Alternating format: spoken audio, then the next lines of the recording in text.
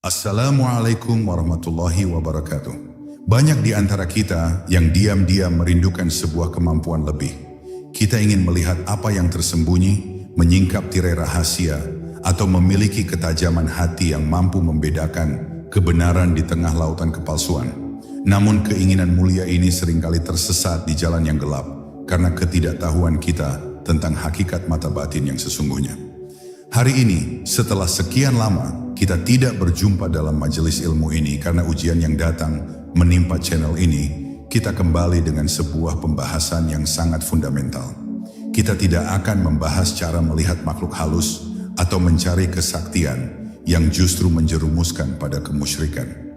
Kita akan mengupas tuntas bagaimana menjernihkan hati agar Allah Subhanahu wa Ta'ala berkenan menyingkapkan hijab cahayanya bagi kita. Simpanlah segala kesibukan duniawi Anda sejenak. Fokuskan hati dan pikiran, karena perjalanan spiritual yang akan kita tempuh dalam beberapa menit ke depan mungkin adalah jawaban atas kegelisahan jiwa yang selama ini Anda rasakan. Mari kita mulai perjalanan menuju cahaya ini. Ilusi pandangan mata. Seringkali manusia terjebak dalam pemahaman yang dangkal mengenai konsep mata batin, mengira bahwa itu hanyalah kemampuan supranatural untuk melihat dimensi lain yang penuh dengan sosok menyeramkan.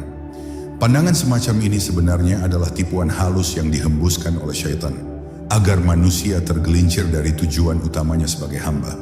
Mereka sibuk mencari penampakan jin, padahal Allah memerintahkan kita untuk melihat tanda-tanda kebesarannya di alam semesta. Ketika seseorang terobsesi untuk melihat hal-hal gaib tanpa landasan iman yang kokoh, ia sebenarnya sedang membuka pintu gerbang gangguan mental dan spiritual yang sangat berbahaya. Bayangkan jika setiap saat mata Anda dipaksa melihat hal-hal buruk yang seharusnya tertutup, tentu ketenangan hidup akan hilang seketika. Itu bukanlah anugerah, melainkan sebuah siksaan yang berbungkus rasa penasaran. Kita harus meluruskan niat sejak detik ini bahwa mata batin atau basyirah bukanlah alat untuk pamer kesaktian di hadapan manusia lain. Basyirah adalah anugerah Allah yang diberikan kepada kekasihnya agar mereka tidak tertipu oleh gemerlap dunia yang sementara ini. Orang yang terbuka mata batinnya akan memandang dunia dengan kacamata akhirat, bukan dengan kacamata klinik atau mistis. Banyak orang yang mengaku bisa melihat hal gaib sebenarnya hanya sedang mengalami halusinasi atau gangguan dari jin yang bermain-main di pelupuk matanya. Mereka merasa hebat dan waskita, padahal mereka sedang dipermainkan oleh musuh yang nyata tanpa mereka sadari. Inilah bahaya terbesar ketika kita menuntut ilmu tanpa guru yang mursyid dan tanpa pemahaman tauhid yang lurus. Islam mengajarkan bahwa hal yang gaib adalah hak mutlak Allah Subhanahu wa Ta'ala, dan hanya Dia yang berhak menampakkannya kepada siapa yang Dia kehendaki dari para rasul atau walinya. Memaksa membuka tabir ini dengan ritual-ritual yang tidak diajarkan oleh Nabi Muhammad SAW adalah bentuk kelancangan seorang hamba. Kita tidak seharusnya memaksa masuk ke wilayah yang memang sengaja Allah tutup demi kebaikan kita sendiri. Justru, ketertutupan pandangan kita dari alam jin adalah bentuk kasih sayang Allah agar manusia bisa beribadah dengan tenang dan khusyuk. Coba bayangkan, jika saat sholat Anda melihat berbagai makhluk di sekeliling Anda, tentu kekhusyukan itu akan sirna seketika. Maka syukuri hijab yang ada saat ini sebagai bentuk perlindungan Allah. Fokus utama kita bukan menembus dimensi jin, tetapi menembus dimensi hati sendiri yang mungkin sudah terlalu keras membatu. Mata batin yang sejati adalah ketika mata fisik melihat kejadian biasa, namun hati mampu menangkap pesan ilahi di baliknya. Itulah tingkatan spiritual yang seharusnya dikejar oleh setiap pencari Tuhan. Cermin yang tertutup debu. Imam Al-Ghazali mengumpamakan hati manusia seperti sebuah cermin yang seharusnya mampu memantulkan cahaya kebenaran dari Allah Subhanahu wa Ta'ala. Namun cermin itu tidak akan bisa berfungsi jika permukaannya tertutup oleh debu dan kotoran yang tebal. Debu-debu inilah yang menghalangi masuknya cahaya hidayah, membuat pemiliknya buta meskipun mata kepalanya melotot tajam melihat dunia. Kotoran yang menutupi cermin hati bukanlah debu jalanan, melainkan noda-noda dosa yang kita lakukan setiap hari secara sadar maupun tidak sadar. Setiap kali kita berbohong, satu titik hitam tertoreh. Setiap kali kita memandang yang haram, satu lapisan gelap menutupi hati. Lama-kelamaan cermin yang bening itu menjadi hitam pekat dan tidak bisa lagi memantulkan apapun. Dalam kondisi hati yang gelap gulita seperti ini, mustahil seseorang bisa memiliki mata batin yang tajam dan presisi. Sinyal-sinyal langit tidak akan bisa disengkap oleh hati yang frekuensinya sibuk dengan kemaksiatan dan kecintaan berlebihan pada dunia. Maka langkah paling awal sebelum berbicara tentang teknik atau amalan adalah menyadari seberapa kotor cermin hati kita saat ini. Kita sering merasa heran mengapa doa-doa kita terasa hambar dan ibadah kita tidak memberikan ketenangan jiwa. Jawabannya sederhana, karena hati kita sedang sakit dan tertutup oleh karat-karat dosa yang tidak pernah kita gosok dengan istighfar. Kita terlalu sibuk memoles wajah lahiriah, namun membiarkan wajah batiniah kita penuh borok dan noda. Rasulullah Shallallahu Alaihi Wasallam pernah mengingatkan bahwa di dalam tubuh ada segumpal daging yang jika ia baik, maka baiklah seluruh tubuh, dan jika ia rusak, maka rusaklah seluruh tubuh. Segumpal daging itu adalah hati, yang menjadi pusat kendali dari seluruh persepsi spiritual kita. Jika pusat kendalinya rusak, maka seluruh pandangan batin kita pun akan kacau balau. Membuka mata batin sejatinya adalah proses membersihkan debu-debu tersebut satu persatu dengan ketekunan dan kesabaran. Ini bukanlah proses instan seperti menyalakan saklar lampu, melainkan proses menggosok logam karat yang membutuhkan tenaga dan waktu.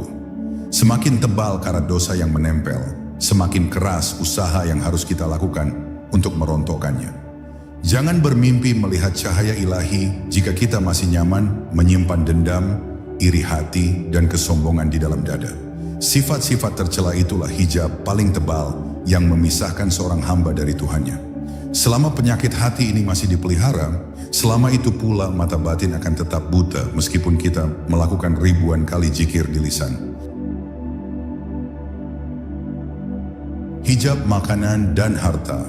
Ada satu penghalang raksasa yang sering diremehkan oleh para pencari spiritual di zaman modern ini, yaitu sumber makanan dan harta yang masuk ke dalam tubuh. Para ulama sufi sepakat bahwa makanan yang haram atau syubhat adalah racun yang paling ampuh untuk mematikan sensitivitas hati. Bagaimana mungkin sebuah tubuh yang tumbuh dari sari pati haram bisa mendekat kepada Allah yang Maha Suci? Makanan yang masuk ke dalam perut akan menjadi darah, daging, dan energi yang menggerakkan seluruh organ tubuh, termasuk otak dan hati. Jika bahan bakarnya kotor, maka energi yang dihasilkan pun akan menjadi energi gelap yang mendorong pada kemaksiatan dan kemalasan beribadah. Hati akan terasa berat untuk diajak mengingat Allah, dan mata batin akan tertutup rapat seolah digembok oleh besi yang kuat. Sa'ad bin Abi Waqqas pernah meminta resep kepada Nabi Muhammad Shallallahu Alaihi Wasallam agar doanya menjadi mustajab dan didengar oleh langit. Jawaban Rasulullah sangat sederhana namun menohok. Beliau memerintahkan untuk memperbaiki makanan dan menjauhi yang haram. Ini membuktikan bahwa ada korelasi langsung antara apa yang kita makan dengan kualitas koneksi spiritual kita. Di zaman yang penuh dengan transaksi ribawi dan ketidakjelasan akad muamalah ini, kita dituntut untuk ekstra waspada menjaga kesucian harta. Satu suap nasi yang didapat dari cara yang zalim bisa menjadi dinding pemisah antara kita dan rahmat Allah selama 40 hari. Selama dinding itu berdiri, jangan harap ada pencerahan batin yang bisa menembus masuk. Banyak orang yang rajin melakukan ritual puasa dan wirid panjang, namun mengabaikan kehalalan pekerjaannya, sehingga hasil yang didapat hanyalah kelelahan belaka. Mereka mengetuk pintu langit, namun kunci yang mereka bawa patah karena terbuat dari bahan yang haram. Spiritualitas Islam adalah satu kesatuan paket yang tidak bisa dipisahkan antara ibadah ritual dan muamalah harian. Membersihkan perut dari yang haram adalah langkah detoksifikasi spiritual yang wajib dilakukan sebelum kita melangkah lebih jauh. Kita harus berani meninggalkan penghasilan yang meragukan demi mendapatkan kejernihan hati yang tak ternilai harganya. Rasa lapar dari makanan halal jauh lebih menerangi hati daripada rasa kenyang yang bersumber dari makanan syubhat. Mulailah meneliti kembali dari mana sumber rezeki yang kita bawa pulang ke rumah setiap hari. Pastikan tidak ada hak orang lain yang terambil, tidak ada unsur penipuan, dan tidak ada transaksi yang dimurkai Allah. Ketika perut bersih, hati akan menjadi ringan seperti kapas yang mudah diterbangkan angin menuju hadirat ilahi. Bahaya jalan pintas. Ketidaksabaran adalah penyakit manusia yang paling sering dimanfaatkan oleh syaitan untuk menyesatkan para penempuh jalan spiritual. Banyak orang menginginkan mata batin terbuka secara instan, sehingga mereka tergoda untuk mendatangi dukun berkedok kiai atau paranormal. Mereka meminta diisi, dipasang susuk, atau dibuka paksa cakra tubuhnya dengan bantuan entitas lain. Ini adalah jalan pintas menuju kehancuran yang dampaknya bisa merusak akidah hingga ke akar-akarnya. Bantuan yang datang dari jin, meskipun awalnya terlihat menolong dan memberikan kemampuan luar biasa, pada akhirnya akan meminta bayaran yang mahal. Bayaran itu bisa berupa hilangnya ketenangan hidup, sakit yang tidak terdeteksi medis, hingga matinya cahaya iman di akhir hayat. Ilmu laduni atau pengetahuan langsung dari Allah tidak bisa dibeli dengan mahar atau dipelajari dengan kursus kilat. Ia adalah buah dari ketakwaan dan ketaatan yang panjang, bukan hasil dari mantra-mantra yang tidak jelas asal-usulnya. Barang siapa yang terburu-buru memetik buah sebelum matang, maka ia hanya akan merasakan rasa masam dan pahit. Fenomena kesurupan massal atau gangguan jiwa seringkali bermula dari keinginan coba-coba membuka mata batin tanpa bimbingan syariat yang benar. Wadah fisik dan mental seseorang belum siap menerima beban energi yang besar, namun dipaksa terbuka lebar. Akibatnya, sistem saraf dan jiwanya mengalami guncangan hebat yang bisa berujung pada kegilaan permanen. Jalan yang diajarkan oleh Rasulullah Shallallahu Alaihi Wasallam dan para sahabat adalah jalan yang alami, bertahap, dan aman bagi jiwa manusia. Mereka tidak mengejar karomah atau keajaiban, tetapi mereka mengejar istiqomah dalam beribadah.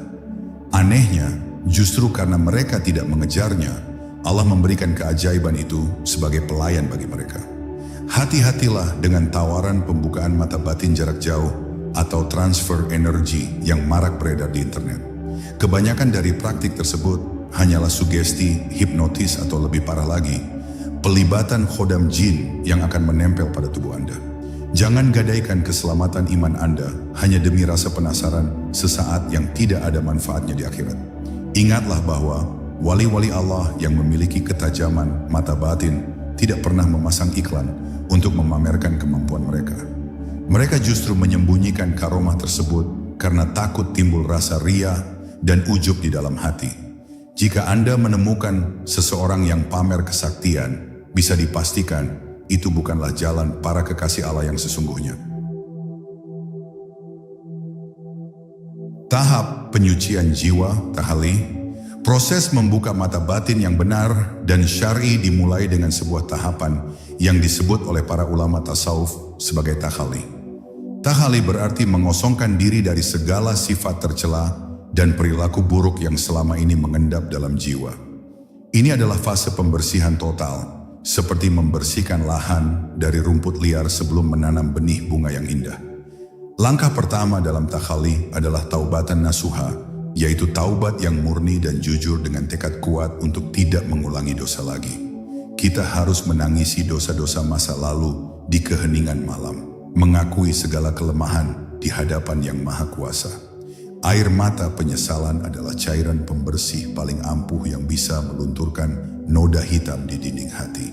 Kita juga harus belajar untuk memaafkan orang-orang yang pernah menyakiti kita, karena dendam adalah sampah busuk yang mengotori hati. Melepaskan pengampunan memang berat, namun itu adalah syarat mutlak agar hati menjadi lapang dan siap menerima cahaya. Hati yang sempit karena benci tidak akan bisa menampung luasnya ilmu hikmah dari Allah. Selain itu, kita wajib memutus kebiasaan-kebiasaan kecil yang melalaikan, seperti terlalu banyak bicara yang tidak perlu, terlalu banyak tidur, dan terlalu banyak bergaul yang tidak bermanfaat. Kesunyian dan sedikit bicara adalah pintu gerbang menuju kebijaksanaan. Para ahli hikmah selalu menjaga lisan mereka, karena mereka tahu bahwa banyaknya bicara akan mematikan hati. Sifat sombong, merasa diri paling benar, dan meremehkan orang lain harus dikikis habis dari dalam dada. Mata batin tidak akan pernah terbuka pada orang yang memiliki kesombongan, walau sebesar biji zarrah. Kita harus melatih diri untuk merasa rendah hati, merasa bahwa kita hanyalah hamba yang tidak punya daya upaya tanpa pertolongan Allah Subhanahu wa Ta'ala. Takhalli juga berarti membebaskan hati dari ketergantungan kepada makhluk dan rasa takut kepada selain Allah. Selama kita masih takut miskin, takut kehilangan jabatan, atau takut tidak dipuji manusia, mata batin kita akan tetap buram. Kemerdekaan jiwa yang sejati adalah ketika hati hanya bergantung penuh kepada Sang Pencipta. Proses ini memang menyakitkan dan membutuhkan perjuangan melawan hawa nafsu sendiri yang seringkali memberontak. Namun inilah harga yang harus dibayar untuk mendapatkan permata spiritual. Tidak ada jalan pintas dalam membersihkan jiwa, kita harus melewatinya tahap demi tahap dengan kesungguhan yang nyata. Mengisi dengan cahaya tahalli. Setelah wadah hati dibersihkan lewat proses tahalli, kini saatnya masuk ke tahap tahalli, yaitu menghiasi hati dengan sifat-sifat mulia dan amalan cahaya. Hati yang kosong tidak boleh dibiarkan begitu saja, karena syaitan akan segera kembali menempatinya jika tidak segera diisi dengan zikir dan ketaatan. Inilah saatnya kita menanam benih-benih keimanan agar tumbuh subur dan berbuah manis. Salah satu cara terbaik untuk mengisi hati adalah dengan memperbanyak zikir, terutama zikir yang dilakukan secara sir atau tersembunyi dalam hati. Mengucapkan nama Allah atau kalimat tahlil berulang-ulang dengan penghayatan mendalam akan menggetarkan sel-sel tubuh dan menyalakan lentera hati. Zikir adalah polish atau pengkilap yang membuat cermin hati semakin bening dan bercahaya. Membaca Al-Quran dengan tadabbur, merenungi maknanya ayat demi ayat, juga merupakan nutrisi utama bagi mata batin. Al-Quran adalah cahaya di atas cahaya, dan barang siapa yang dekat dengannya, maka pandangannya akan menjadi tajam karena dibimbing oleh wahyu. Jadikan Al-Quran sebagai sahabat karib yang tidak pernah lepas dari keseharian kita. Menghidupkan sunnah-sunnah Nabi Muhammad SAW dalam setiap gerak-gerik kehidupan juga bagian dari tahalli. Mulai dari cara makan, cara tidur, hingga cara berbicara, semuanya diselaraskan dengan tuntunan Sang Manusia sempurna. Ketika perilaku kita menyerupai perilaku Nabi, maka hati kita pun akan perlahan menyerap cahaya kenabian yang mulia. Kita juga perlu melatih sifat-sifat mahmudah seperti sabar, syukur, tawakal, dan ridho atas segala ketetapan Allah. Sifat-sifat ini adalah ornamen indah yang akan mempercantik istana hati kita. Semakin indah hati seseorang, semakin betah para malaikat pembawa rahmat untuk singgah dan memberikan ilham kebaikan. Tahalli juga mencakup memperbanyak sholawat kepada Rasulullah, karena sholawat adalah kunci pembuka pintu-pintu langit yang terkunci. Hubungan batin yang kuat dengan Rasulullah akan menjadi wasilah terbesar bagi terbukanya hijab-hijab spiritual. Beliau adalah sumber mata air spiritualitas, dan kita hanyalah gelas-gelas kecil yang berharap cipratan airnya. Konsistensi dalam melakukan kebaikan-kebaikan kecil jauh lebih disukai Allah daripada amalan besar yang dilakukan hanya sekali-kali. Jagalah rutinitas ibadah wajib dan sunnah rawatib dengan disiplin tinggi. Kedisiplinan inilah yang akan membangun struktur bangunan spiritual yang kokoh dan tidak mudah roboh oleh badai ujian. Keajaiban bangun malam. Jika ada satu waktu di mana pintu langit terbuka lebar dan hijab antara hamba dengan Tuhan yang menjadi sangat tipis, itu adalah di sepertiga malam terakhir. Para pencari Tuhan dari zaman ke zaman selalu menjadikan qiyamul lail atau sholat malam sebagai kendaraan utama mereka. Di saat manusia lain terlelap dalam mimpi duniawi, para pemilik mata batin terjaga untuk bercengkrama dengan Sang Kekasih. Suasana hening di waktu malam sangat kondusif untuk mendengarkan suara hati yang selama ini tertutup oleh kebisingan siang hari. Di keheningan itulah seringkali Allah menurunkan ilham, pemahaman, dan solusi atas masalah-masalah yang rumit. Seseorang yang tidak memiliki bagian dari sholat malam, biasanya hatinya kering dan pandangan batinnya tumpul. Sholat tahajud adalah madrasah khusus di mana Allah mendidik jiwa hamba-hamba pilihannya secara langsung. Dalam sujud-sujud panjang di tengah malam, ego manusia runtuh dan kepasrahan total muncul. Kondisi fana atau lebur dalam kebesaran Allah inilah yang menjadi titik awal terbukanya basyirah secara alami. Jangan bayangkan bangun malam itu berat dan menyiksa, karena bagi para pecinta itu adalah saat yang paling ditunggu-tunggu.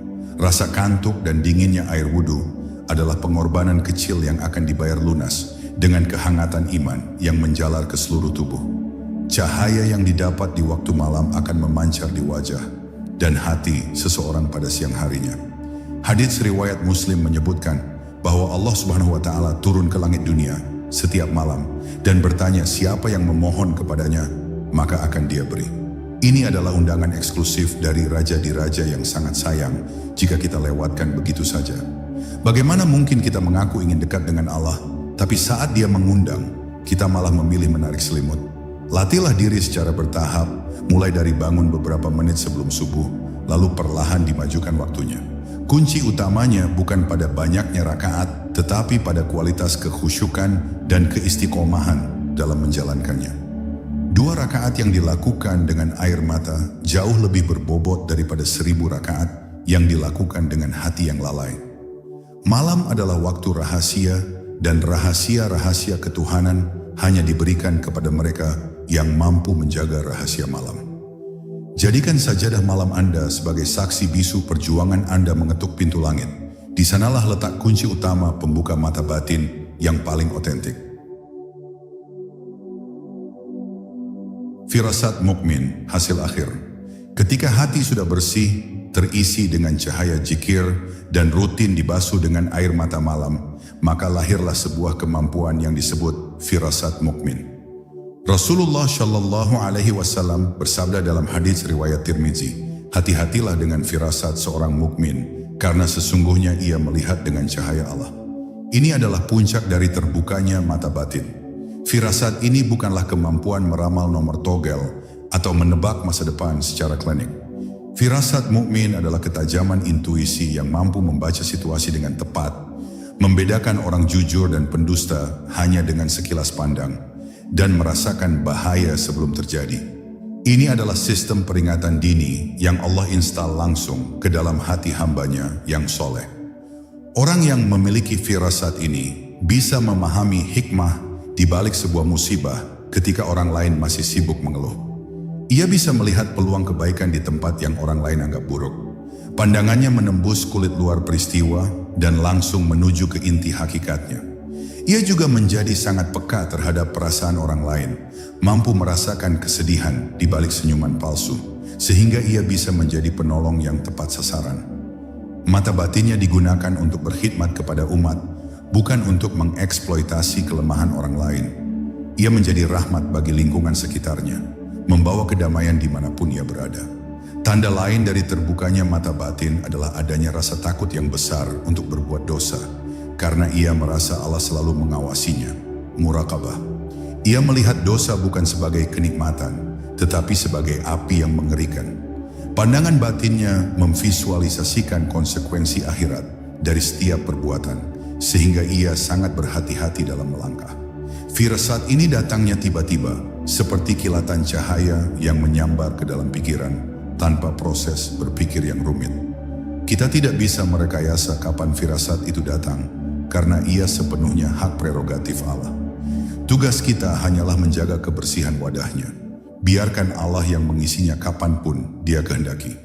Jangan pernah merasa bangga jika Anda mulai merasakan ketajaman firasat ini, karena rasa bangga itu sendiri bisa menjadi hijab baru yang menutupnya kembali. Tetaplah menjadi hamba yang biasa-biasa saja di mata manusia, namun luar biasa kedudukannya di sisi Allah. Semakin tinggi ilmu padi, semakin ia merunduk, begitu pula orang yang matang spiritualnya. Ujian konsistensi istiqomah. Mencapai titik di mana mata batin mulai terbuka bukanlah akhir dari perjalanan, melainkan awal dari ujian yang lebih berat. Mempertahankan kejernihan hati jauh lebih sulit daripada membersihkannya untuk pertama kali. Syaitan tidak akan tinggal diam melihat seorang hamba yang mulai dekat dengan Tuhannya. Ia akan mengerahkan pasukan elitnya untuk menggelincirkan kembali. Ujian yang datang bisa berupa pujian manusia yang membuat hati melambung dan lupa diri. Bisa juga berupa fitnah atau tuduhan miring yang menguji kesabaran kita. Bahkan terkadang ujian itu berupa penampakan-penampakan gaib yang menggoda kita untuk merasa sakti dan istimewa. Jika kita tergoda meladeni hal-hal tersebut, kita akan jatuh kembali ke titik nol. Istiqomah atau konsistensi adalah kunci emas untuk mempertahankan anugerah ini. Kita harus terus menjaga rutinitas ibadah dan penjagaan hati meskipun semangat sedang turun. Grafik iman memang naik turun, tapi kita harus memastikan bahwa saat turun pun kita tidak sampai meninggalkan kewajiban dan menerjang larangan. Lingkungan pergaulan memegang peranan sangat vital dalam menjaga istiqomah ini. Berkumpullah dengan orang-orang soleh yang mengingatkan kita pada Allah dan kurangi interaksi dengan lingkungan yang toksik atau penuh kemaksiatan. Serigala hanya akan memangsa domba yang sendirian dan terpisah dari kawanannya. Kita juga harus selalu memperbaharui niat setiap hari, memastikan bahwa tujuan kita tetap Allah, bukan kesaktian atau kehormatan. Niat yang bergeser sedikit saja bisa membelokkan arah perjalanan spiritual kita ke jurang kesesatan. Koreksi diri atau muhasabah setiap malam sebelum tidur adalah praktik wajib untuk mendeteksi pergeseran niat ini sejak dini. Jangan pernah merasa aman dan merasa sudah sampai di tujuan. Perjalanan menuju Allah adalah perjalanan tanpa ujung yang hanya berhenti saat nyawa berpisah dari badan. Orang yang merasa sudah sampai sebenarnya ia telah berhenti, dan orang yang berhenti di tengah jalan rawan untuk berbalik arah. Berdoalah selalu agar Allah memberikan ketetapan hati, seperti doa yang sering dibaca Nabi. Ya muqallibal qulub, sabbit qalb, ala dinik. Wahai zat yang membolak-balikan hati, teguhkanlah hatiku di atas agamamu. Kita tidak punya kuasa apa-apa untuk menjaga hati kita sendiri tanpa pertolongannya. Ketergantungan total kepada Allah adalah benteng terkuat dalam menjaga istiqomah. Hikmah tertinggi, ma'rifatullah. Puncak tertinggi dari terbukanya mata batin bukanlah melihat alam gaib, melainkan mencapai ma'rifatullah atau mengenal Allah dengan sebenar-benarnya pengenalan. Ketika seorang hamba sudah sampai di tahap ini, ia melihat Allah dalam segala sesuatu. Ia melihat kasih sayang Allah dalam musibah, melihat keadilan Allah dalam takdir, dan melihat keindahan Allah dalam ciptaannya. Dunia baginya hanyalah panggung sandiwara yang tidak lagi menarik hati. Fokus utamanya adalah keridhaan Allah semata. Ia hidup di dunia, kakinya menapak di bumi, tapi ruhnya terbang tinggi di langit, kedekatan dengan Sang Pencipta. Inilah definisi kebahagiaan sejati yang tidak bisa dibeli dengan harta benda apapun. Mata batin yang telah mencapai ma'rifat akan membuat pemiliknya menjadi pribadi yang sangat tenang dan menenangkan. Ia tidak mudah panik menghadapi gejolak dunia karena ia tahu siapa yang mengatur skenario di balik layar. Keyakinannya kepada Allah sudah mencapai tingkat hakul yakin, keyakinan yang tidak bisa digoyahkan oleh keraguan sedikit pun. Ia menjadi samudra yang luas, yang tidak menjadi keruh hanya karena dilempari batu oleh orang lain. Ia mampu memaafkan kesalahan orang lain dengan tulus, karena ia melihat bahwa orang tersebut hanyalah perantara ujian dari Allah. Hidupnya dipenuhi dengan rasa syukur yang melimpah ruah dalam kondisi apapun, baik lapang maupun sempit. Inilah tujuan akhir kita belajar tentang mata batin. Bukan untuk menjadi dukun, bukan untuk menjadi paranormal, tetapi untuk menjadi hamba Allah yang seutuhnya. Menjadi hamba yang kenal siapa tuannya, sehingga ia bisa mengabdi dengan penuh cinta dan kerinduan. Semoga Allah Subhanahu wa Ta'ala membersihkan hati kita dari segala kotoran yang menghalangi pandangan batin kita. Semoga Dia memberikan kekuatan kepada kita untuk menempuh jalan tazkiyah ini dengan sabar dan ikhlas. Dan semoga di akhir hayat nanti kita dipanggil dalam keadaan jiwa yang tenang, radiyatan mardiyah.